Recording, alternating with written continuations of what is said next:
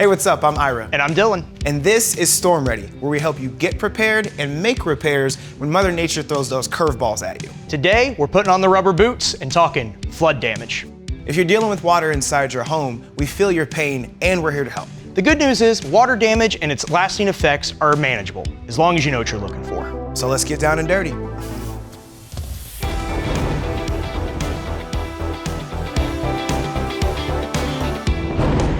Welcome to our little slice of basement, and this one is finished. We're gonna show you a couple things that you might find in your finished basement. A couple different flooring types. We've got carpet with pad, 3/4 inch hardwood floors. We've got drywall and trim, and behind, even framing with the insulation. And we're gonna use this to show you how water affects these materials, as well as what can go and what can stay after getting wet. Let's talk safety.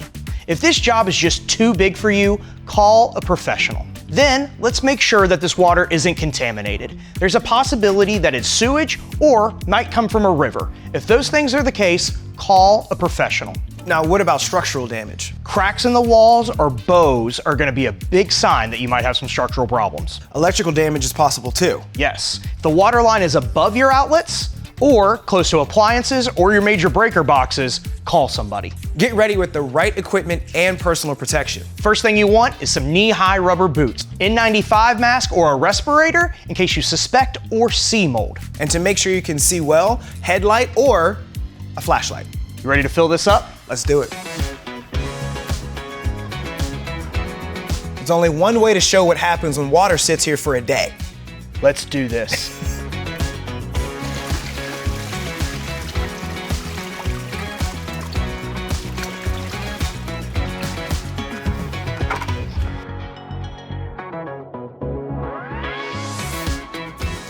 We're back, and we got a big problem here. It's a lot of water standing here, man. What are we gonna do about this? Yeah, well, first things first, you gotta get it out, right? What you wanna do, just a quick visual inspection. Make sure you don't have any contaminants floating around in the water that you can see with the naked eye. If you don't, of course, how do we get the water? If you have a few inches, I'd probably talk about getting a submersible pump to help you get that vast majority of water out. Right, and we have a lot of water, but it's not a few inches, so then what's our solution instead? Yeah, I think the easiest solution, which most people are gonna have at their homes handy, and if you don't, you could get one from Lowe's, is just a wet dry vac.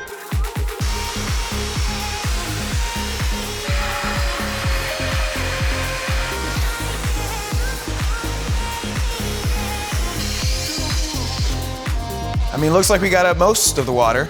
Yeah, I mean, we definitely got a lot of the standing water. I mean, you're gonna get some of this other stuff just with some towels off the top. Of course, there's gonna be water trapped underneath, beside, and behind all of these building materials, and we have to make sure that we get that as well. So what's the next step? Next step is gonna be pulling this carpet up, so that way we can either remove it or dry it in place. So what we wanna do, once we've got our safety equipment on, our gloves, our goggles, we have our pliers, so that way you can pull straight up and be able to remove that carpet from the tack strip safely. And as you can see, we've got a ton of water underneath on our pad, so we need to make sure we get this carpet up quickly and so we can start the drying process underneath. Now, usually we'd be wearing a mask, but we're in a very controlled situation. For you at home, make sure that mask is on to help you protect yourself. So now that we got the carpet pulled back, the best thing that we need to do at this point is start to roll it up so that way we can safely remove it and assess whether this carpet can be reinstalled. Then we're checking our pad here. We've got a ton of water. A lot of water. A lot of water. This probably also just needs to be pulled up and taken away to be bagged.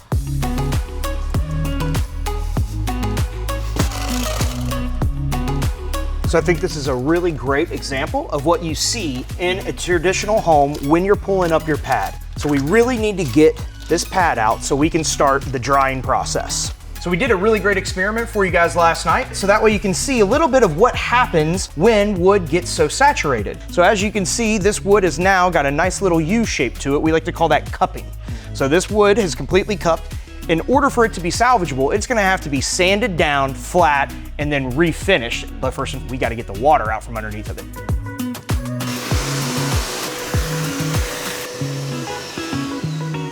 This baseboard's gonna be installed after the hardwood floor or any flooring is put down, so it's gonna have a little bit of an overlap, so we wanna make sure we get that first. Right. If you wanna open this up about a 1/2 inch to 3/4 of an inch, and you wanna get a good score all the way along the back side of your baseboard in case you had it with silicone. This baseboard has already absorbed a lot of water that we can see from the front. So we're gonna go ahead and get this popped off, see what we see behind it.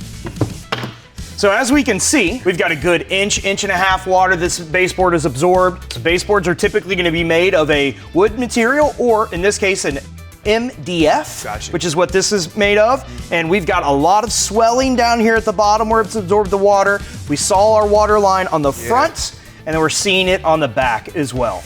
And all that means is that it has been trapping and holding that water against your drywall. And you can see some of that water here. So now that we've got this taken off, we can move on to how to get rid of our hardwood floors. And we're gonna wanna try to pull this floor up one piece by one piece, and we can see a ton of water has been trapped. So we need to get this up so we can get this dried.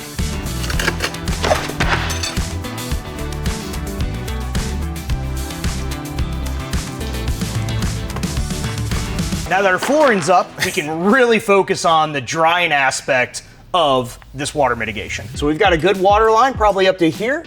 So you can see it's gotten a little soft as we were trying to pull that drywall. So it's pulled a little bit of our paint, but that's no big deal because we're gonna go ahead and we're gonna have to remove a section of this drywall anyway to make sure that our framing and our base plate behind this is dried as well. Now, we all know that water and walls do not mix. So all of this material in your basement is water absorbent. It's our job to try to get some of that water out. One way we're gonna try and we're gonna check to start that process, we're gonna use a moisture meter. Now, the moisture meter that Dylan is grabbing is a pin type moisture meter. What you wanna try to do is you wanna get a base on your moisture within your home from another area before you come into your affected. So you wanna take this into another part of your house that hasn't been affected by a water loss, and you wanna start there to get your baseline. So maybe go into a bedroom upstairs, your kitchen, some area that you know is dry, and give your wall a good test to get a base. Then come down to your affected area and do the same exact thing, and that way you can tell the difference between a dry area of your home versus a very wet area of your home. What we're trying to do is get the affected area back to the relative moisture level and humidity level that you see in the other areas of your home that you consider dry.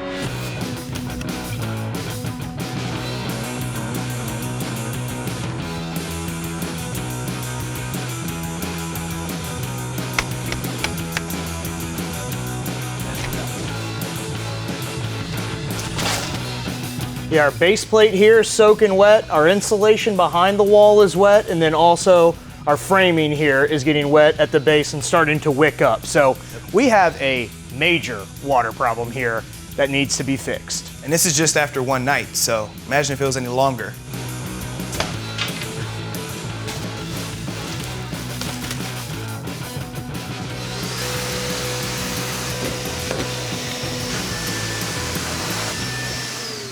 So now that we have our drywall out, we want to take a look at our insulation.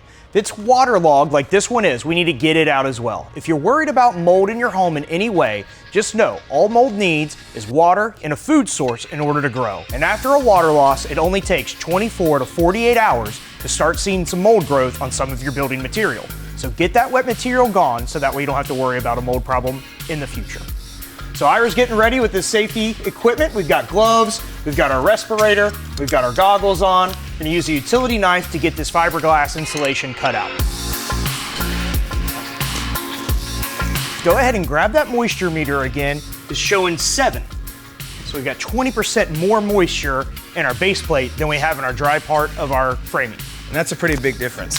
It's a huge difference. It's a big enough difference that if not treated, could grow mold, of course, or could start to rot away the base plate or the framing underneath your drywall. So how do we deal with this wet wood that we have? We immediately need to get airflow on this to start getting the drying process going. So if you have box fans at your home or any sort of thing that can move some air, you need to go ahead, get it, bring it down into the space, get it plugged in and get it set up. Start shooting air directly on this area to move that airflow around to start the drying process. We're in a controlled environment, so we know for a fact we have no mold issues. But Dylan, what if we do have issues? Well, it comes around so quickly. That's why you gotta take care of it super fast. Right. So airflow on this to start getting this dry, but they do make some specialty cleaning products for mold specifically. You can buy it at your local Lowe's, come home, treat your base plate, treat your framing with it. That should do it, but again, it has to be dry first and foremost. Right, absolutely. So after you've done all that work, we don't wanna have to do this again. No. What can we do to keep it from happening? Yes, preventative maintenance is huge, right? So of course, once it's all done and you're getting it dry, you wanna find out where the water came from to begin with. Shore that up so it's not happening to you in the future. Right. A lot of times we're gonna see that come from a sump pump failure. So, best way to do that is just cycle your sump pump every once in a while. Once a month, once every 2 months, make sure that it's operating as it should. Take a bucket, pour a bucket full of water down into it, and make sure that it turns on in cycles. Right. Now, here's the thing. It's not always the sump pump's fault. That's true. The power could go out. We are talking about severe storms. When that power goes out, you want to make sure that that sump pump is on some sort of battery backup system, so when the power goes out, it still works. Absolutely. Hopefully this video gets you and your family on the way to a dry and safe home. Check out Lowe's.com as well as the Lowe's YouTube channel for more articles and videos on water damage. I'm Ira. And I'm Dylan. See you next time. If you find yourself in a water situation, it's not quite this bad.